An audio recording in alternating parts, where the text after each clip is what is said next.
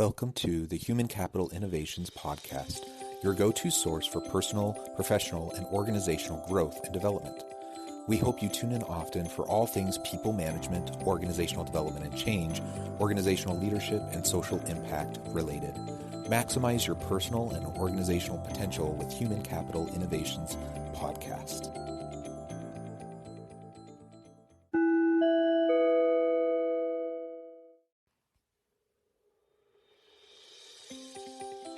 Welcome to the Human Capital Innovations Podcast. In this HCI podcast episode, I talk with AmyJo Mattheis about overcoming dysfunctional toxicity in the workplace.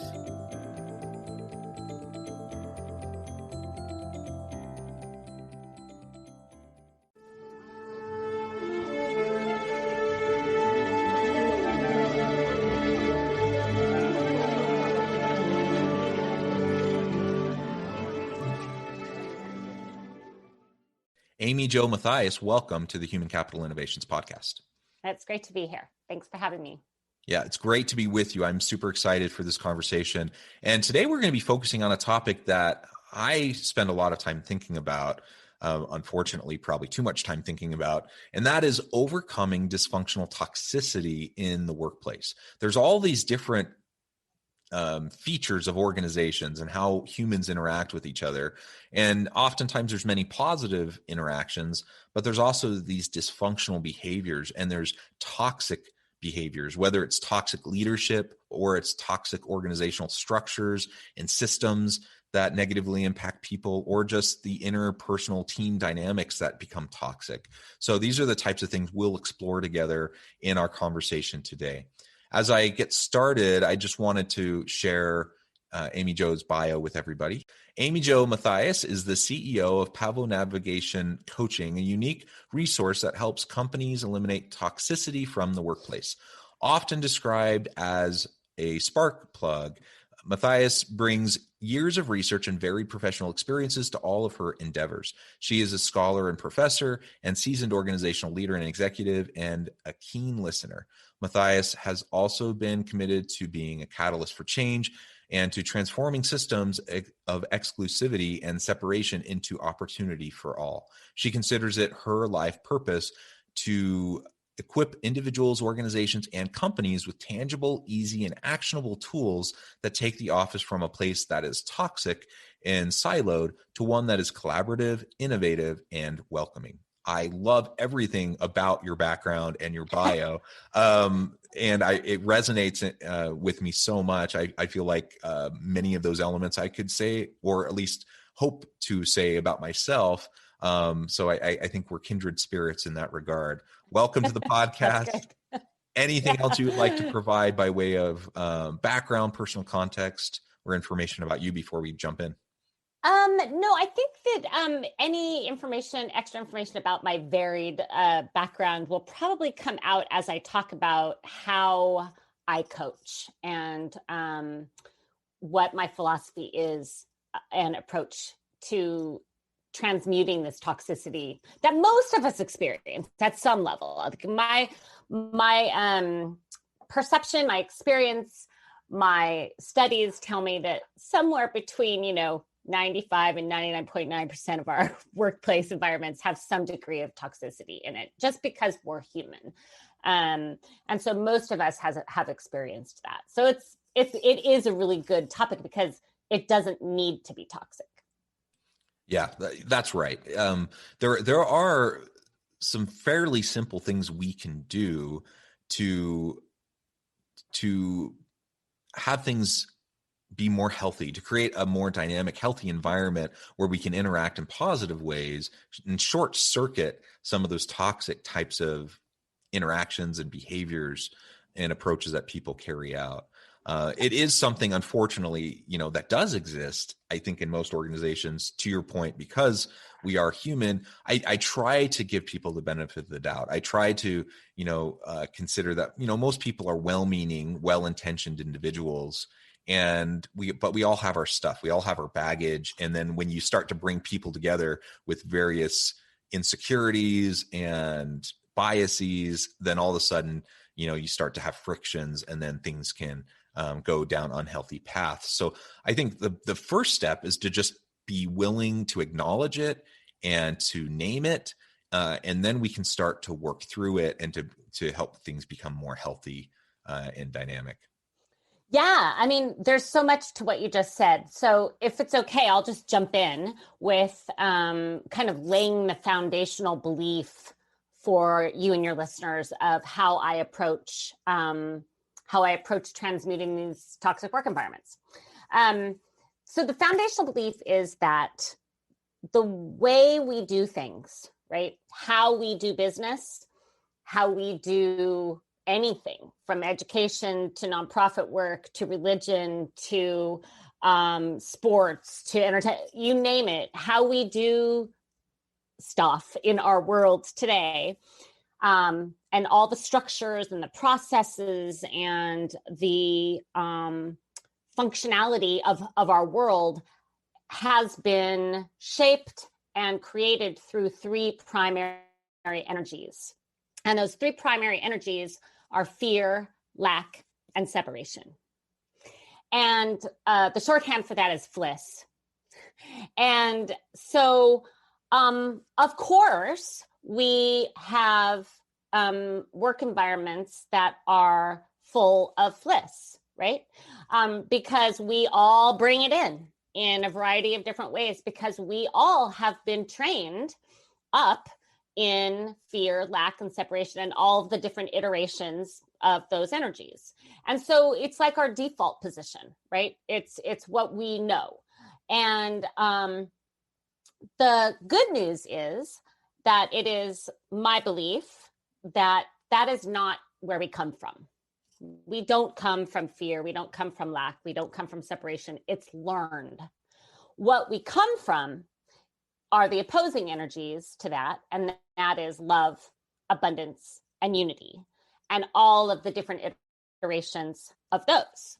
And so what we coach at Pavo Navigation is equipping our clients with tools that are in service to transmuting fear, lack, and separation and creating work environments that are collaborative, mutual, respectful, dynamic, energizing, spacious, filled with permission, accountability, all of those iterations of love, abundance, and unity that really make us excited to go to work, able to learn and grow, able to own our mistakes, able to be innovative and ultimately be productive. And for in whatever world you're living in, whether it's a for-profit or a nonprofit, we all want to be profitable, right? We all want to increase whatever it is that we are creating in the world. And healthy work environments make that so much more possible. Because we've been raised and trained and schooled in fear, lack, and separation, FLIS, we have come to believe that that's how we need to do things. Everything's hard, and we need to set unrealistic expectations so people will feel afraid, and so they'll work harder to get to meet those KPIs, because if we set realistic expectations, they'll get lazy, and on and on. And so the dynamics in our work environments currently naturally come from that schooling we've had in fear, lack, and separation. And so we can identify them, name them, point them out in ourselves, in our systems, in our bosses, in our teammates, without any judgment, right? We don't need to blame or judge or accuse each other, because we all come by it.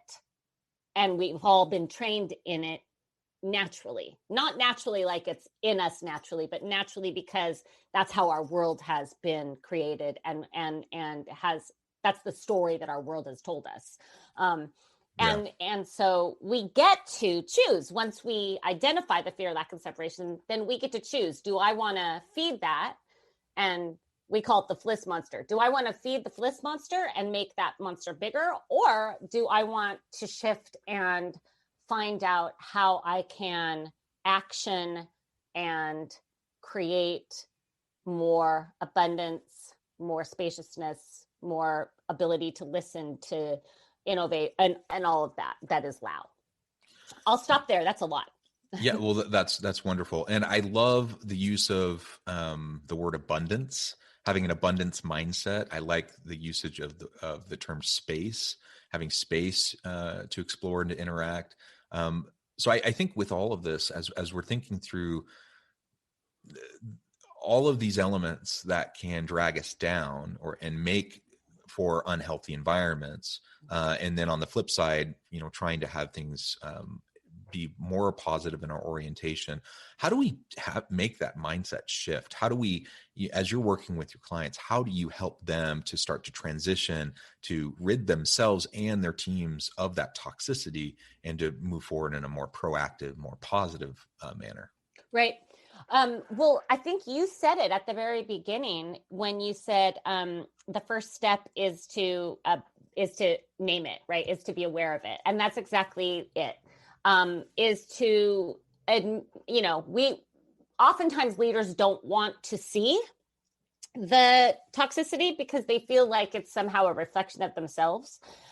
But it isn't, right? It's a reflection of the narrative that we have all been taught. And so the first step is to courageously name it, right? Be brave. Name what you see in front of you, around you. And you can do this if you're a leader. You can do this if you're a individual contributor. You can do it on your own with a coach. You can do it with a team facilitation, and see what isn't working, right? So if it's obfuscation, right? It's just not clear who's doing what or when the deliverable is due, or what aspects of it are on my plate and what aspects of it are on your plate. Like, so confusion is a really big common experience that leads to more and more fliss. Because when we're confused, when there's lack of clarity, and you hear the word lack there, when there's lack of clarity, people get nervous, right? We get nervous. Like, I'm not sure what I'm supposed to do. I'm not sure what I'm going to be held accountable for. I'm not sure how to hold myself accountable. I'm not sure how to hold my teammates accountable. I'm not sure what then is going to, I'm going to be blamed for. Like, you can just hear it ripple out, right? So the first step is to name what is not working and to do it with as much crystalline clarity as you can get, right? Then the second step is to not have judgment on yourself or the other people. And then the third step is to choose. Do I want to contribute to this getting bigger? Do I want to contribute to more confusion? And if the answer is no, okay, great. That's clarity. Then the next step is, well, then how do I take the next step? How do I shift out away from the confusion and shift into clarity? What's my next step that will feed clarity, right? And you can apply those steps to anything that you are dealing with, any situation that you are encountering. You can ask yourself, okay, what is real here? Let me get clear on this. And this is why coaches are so critical, right? Because that can be a difficult thing to see. When you're like right in the middle of everything, you're like, what? I don't see anything, right? And somebody from the outside who's not entrenched where you are in can see things that you cannot. And that's part of what coaching does, is we hold up mirrors for people and say, okay, so this is what I'm seeing. Does that resonate with you? And most of the time, our clients are like, what? Blowing my mind, right? Because they're like, how did I not see that? Well, because you were so in the system, so used to it, you're surrounded by it, it's difficult to see it. So see it, name it, identify it, no judgment, choose Do I want to feed this? Do I not want to feed this? If the answer is I don't want to feed this, then ask, all right, how do I then feed the opposite of that, or the other of that I want to create more of? Yeah, I think that's great. So again, we recognize that every time you get at least two or more people together, there is high potential for some level of toxicity to emerge. This happens in personal relationships at home, and this happens in the workplace. This happens everywhere, right? And so as we start to go through those steps that you were just describing, I think we can start to have a more positive outlook and interact in more positive ways. But that's still not going to eliminate the frictions and the challenges that will continue to emerge, simply because that's human nature. I've been married for 18 and a half, well, closer to 19 years now. My wife and I love each other very much. We have 6 children together. We're committed to each other. And we know enough about each other to recognize where the buttons are, and how we can either move a conversation forward in a positive way, or how quickly we can derail a conversation in a negative way. Yet we still, we know this. We've had these discussions over and over and over again. Yet we still find ourselves falling into less healthy patterns from time to time, simply because we're humans, right? And we're not always as disciplined as we should be as we're having those interactions. And the same thing happens at work. Well-intentioned individuals will, even when they're committed to the common purpose and to the success of the team and the organization, they're still going to have these negative interactions. So what are some of the most troubling forms of toxic behaviors, toxicity within organizations that you see that we should try to focus on to make sure that we're not allowing, recognizing that things will happen, things will come up and bubble up, but that we can make sure that there aren't, the big things we're not allowing them to fester, and we're not allowing things to take over and completely derail the team. Yeah. Well, you said a lot there. So hold me to that question, but I'm going to do a little bit first before I get there. That's okay. Sure. Yeah.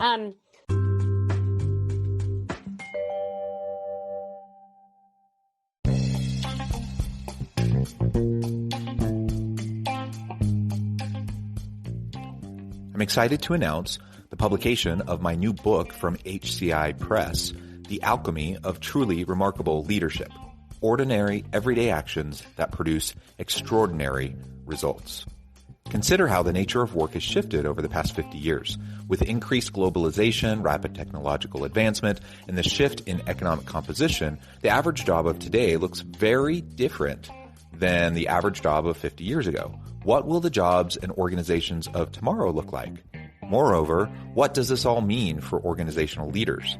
What are the core competencies and capabilities of organizations and their leadership that are prepared for continued disruption and geopolitical and socioeconomic shifts?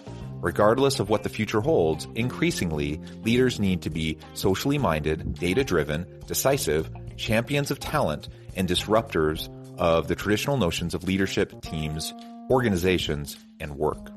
The Alchemy of Truly Remarkable Leadership will help you to explore your own leadership competencies and capabilities and consider ways to apply and implement them into your workplace and personal life.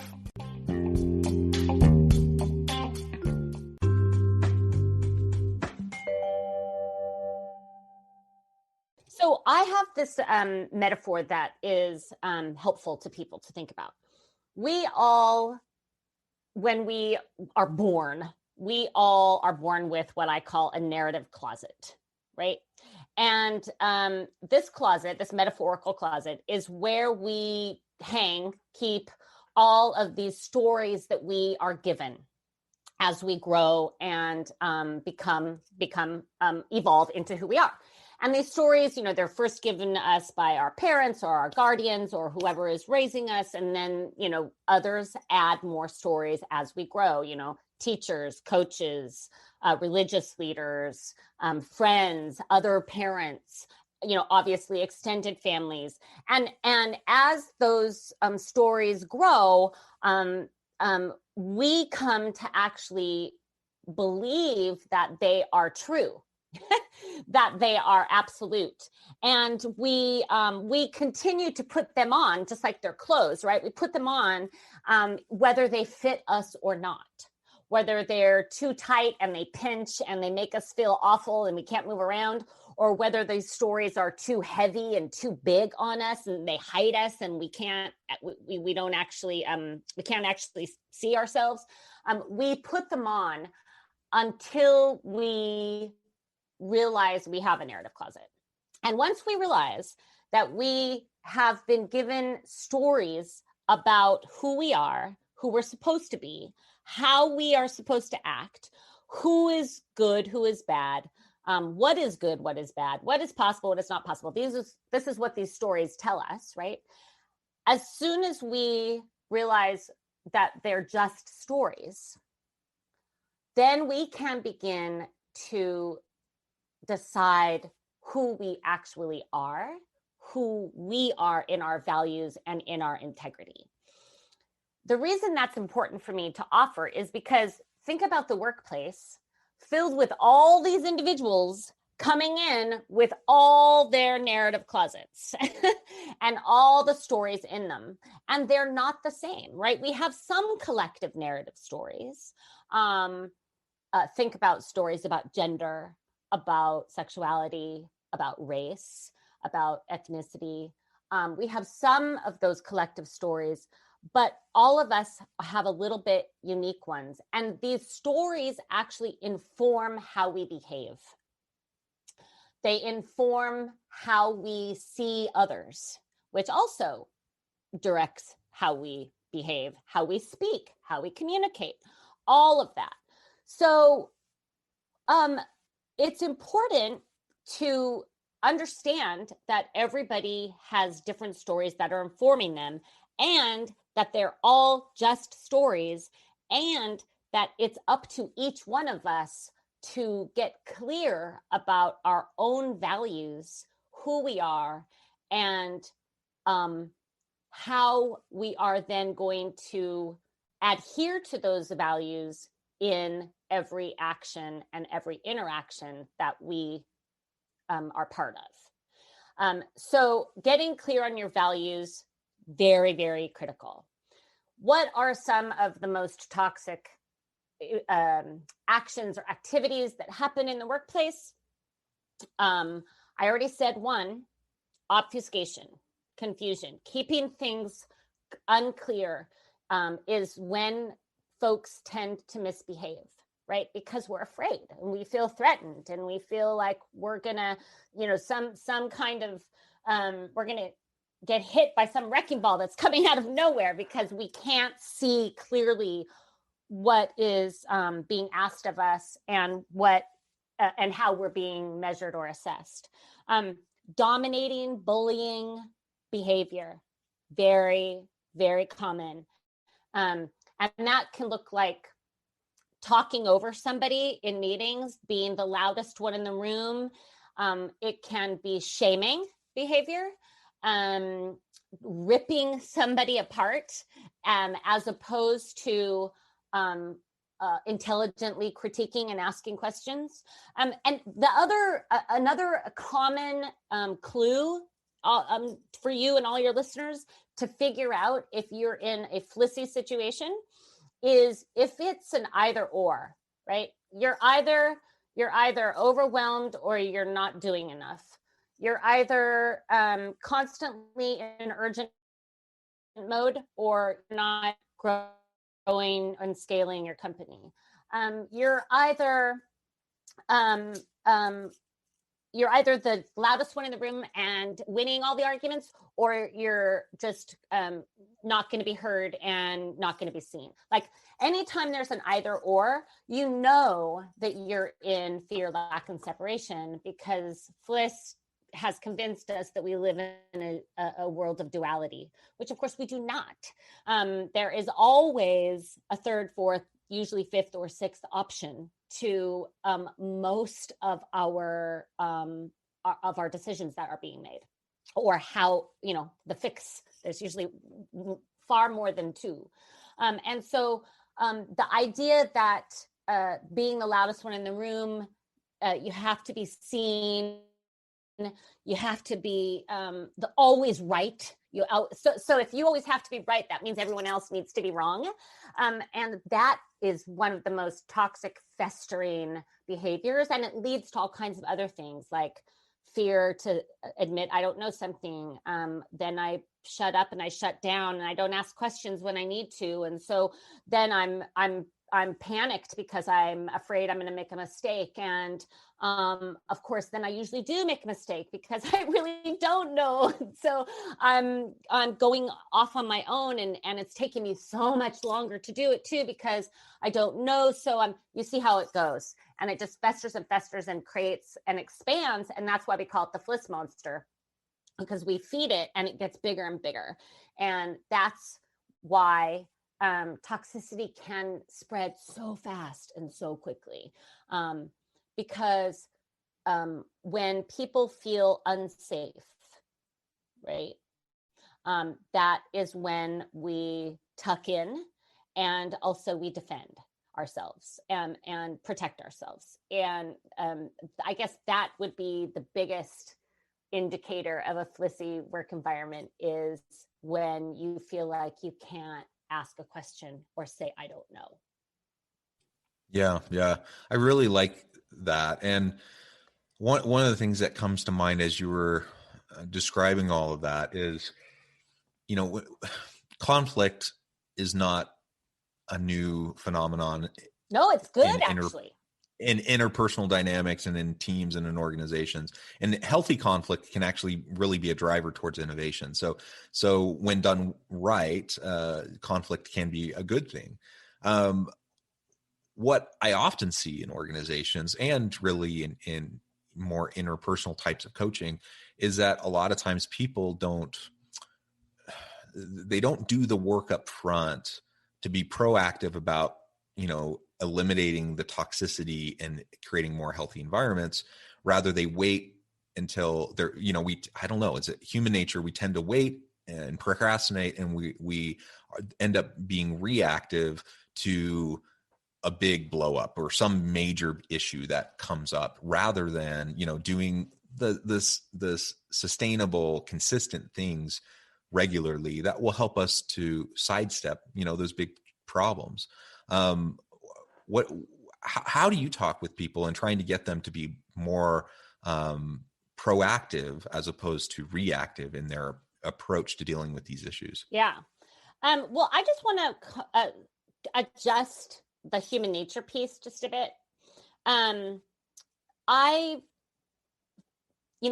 Our brains have not developed, other than eyesight, since we were, being chased by saber-toothed tigers.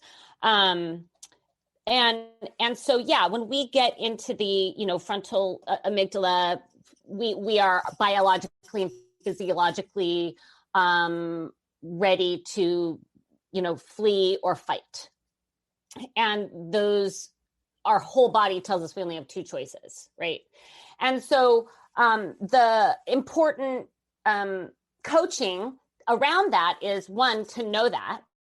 So when you feel like you are a deer in headlights, or like you're gonna die or you're gonna run, when you feel threatened, know that you are in that fight or flight mode in your brain, and that what we need to do then, so that we can actually respond instead of react, is get back into our whole body. And there's a couple super easy ways to do that. One is breathe. And our breath, we forget about it, right? Because we do it, most of us, thankfully, don't have to try to breathe. And so we forget how critically important that is for us, and how it is such a tool for us to it's our technology to reboot, if you will, right? So I like to put my hand on my heart, but you can put your hand anywhere on your body, on your legs, on your belly, on your arms, on your hand. Hold your hand and just breathe. Take 3 deep breaths, and it will take you out of that fear place back into your body. You will likely still feel and experience yourself in threat, but you will be in a place where you can look at it with more clarity and respond instead of be reactive. I think it is our human nature that we come from love, abundance, and unity. We have been so trained away from that, that what my coaches and I talk about at Pavo Navigation is that we are all remembering, right? Remembering ourselves to the love, the abundance, and the unity, and how they show up, how they behave in every interaction. So, that we don't do, quote unquote, do the work up front, I think it's sort of like duh, because we're taught not to, right? We're taught to protect ourselves. We're taught to make sure that I hear about the imposter syndrome all the time, right? We don't want to be found out, right? And so we're constantly proving, we're constantly pushing, we're constantly protecting ourselves, and that will always make for some level of separation from each other. And so, how do we get to healthy conflict? It's when we ground ourselves in the truth that we don't have to prove anything. We simply need to be who we are in our whole person. So at Pavo Navigation too, we coach the whole person.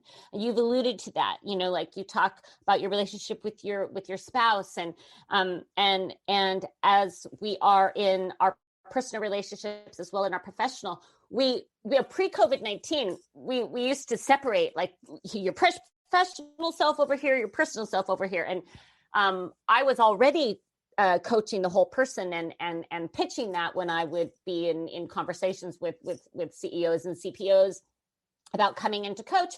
And for some, it was a hard pill to swallow, right? Like, no, we're professional here and we're personal here. But now COVID-19 has really helped me out, right? In saying, like, actually, no, we are and always have been whole people. And what we haven't learned how to do is how to be integrated people in the workplace, right? So how can we own our emotions in the workplace in a way that's healthy? How can we own our hurt feelings, or our feelings of being offended, or like I was saying earlier, of not knowing something? How can we be honest about that in a way that feeds unity and spaciousness and permission, as well as clarity and actionable steps to get to our goals and where we want to go? So that learning how to be that integrated person is a critical component to a healthy work environment. And one of the reasons we have toxicity is because we haven't been allowed to be whole people. So we've been holding ourselves back, and we've been cautious, and we like tiptoe and all of that. And none of that helps us in being that honest, open, accountable, actually, human being in the workplace. Did I answer that question? I think you did. I think that was very well said. And AmyJo, this has been a really fascinating conversation. I feel like we've just scratched the surface, and we can really go on and on and on. Unfortunately, I think our time is close to the end, and I want to be respectful of your time and know that you're very busy and need to get back to your other responsibilities. But before we close, I did want to give you a chance to share with listeners how they can get connected with you, find out more about your business, and then give us the last word on the topic for today. Sure. So you can find out more about me and my company at www.pavonavigation.com. If you want to reach out and connect with me directly, my email address is amyjo@pavonavigation.com. So happy to connect with you either way.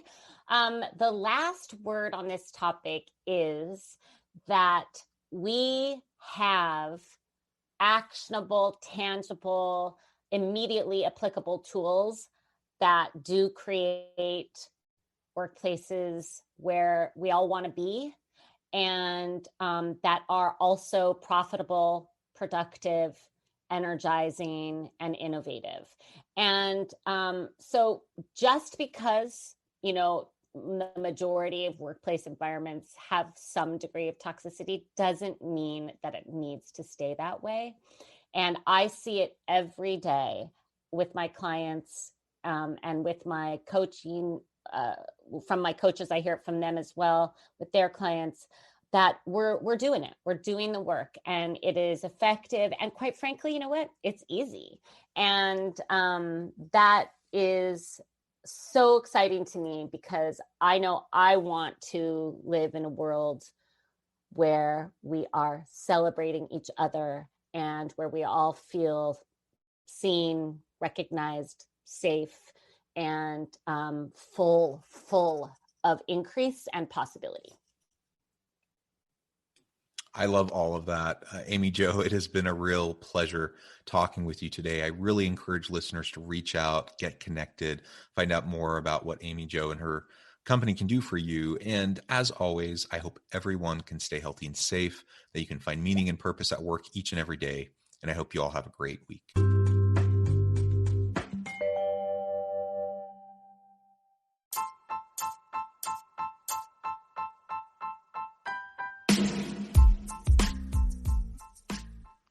We are excited about the launch of HCI's new magazine, Human Capital Leadership.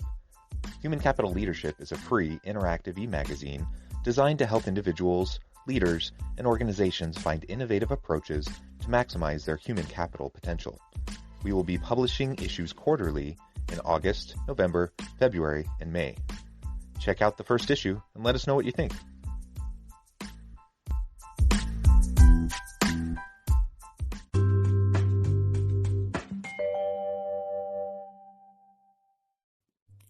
Thanks again for joining us for this episode of the Human Capital Innovations Podcast. I hope you stay healthy and safe and that you have a great week.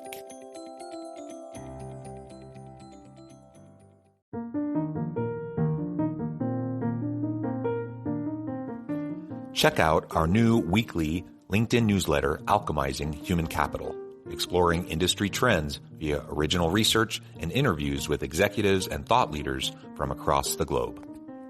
We look forward to having you join us.